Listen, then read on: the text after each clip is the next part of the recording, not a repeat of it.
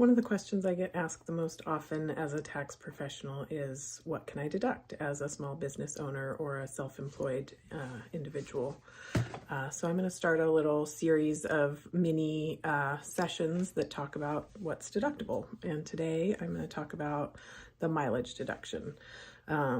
Deducting expenses for your vehicle is probably one of the most misunderstood areas of the tax code, and I'm sure that quite a few people who do their own taxes probably do it incorrectly. But I'm going to try to break it down to you and make it a little easier to understand. So first of all, if you have a vehicle that you use 100% in your business, never use it for personal use at all, that makes it easy. You can write off everything to do with that vehicle, so you can run it all through your business account. When you get gas, when you pay the insurance, when you get oil changes, all of that can get run through your business bank account. However, where it gets sticky is when you have a vehicle that you use for personal and business use, which is more than likely the case if you're a solopreneur or solo business owner.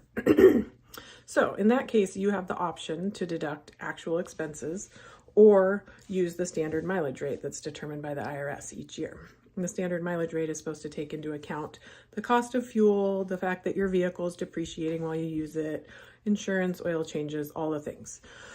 So for either of those methods that you choose, if you use your vehicle for personal and business, you have to keep track of your mileage, because the mileage is how we're going to determine what percentage is business use versus what percentage is personal use. So the easiest way to do that is just to keep track of your mileage. Mile IQ is a free app. Well, it used to be free. I don't know if it's still free, but Mile IQ is a great app to use to track your mileage.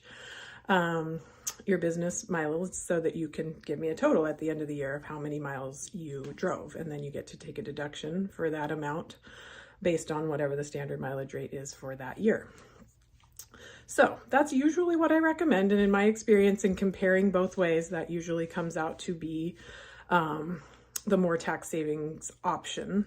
However, if you want to do actual expenses, like I said, you still have to track mileage, and then you also need to keep track of all the expenses for your car, and then they get prorated by that business use percentage at the end of the year.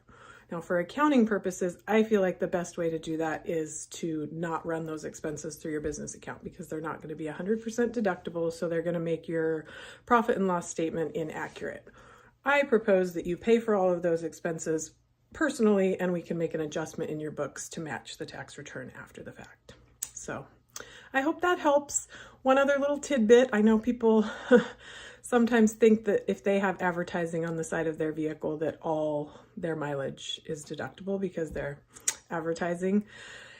And while you might get away with doing that on your tax return, if you ever got audited, they would disallow those miles. So if you're driving for personal purposes, even if there's advertising on your vehicle, it would not count as business miles unless the purpose of the trip that you're taking is business related. So I hope that helps. I'm here for questions if you want any follow-up, and I'm looking forward to helping you with your taxes this year.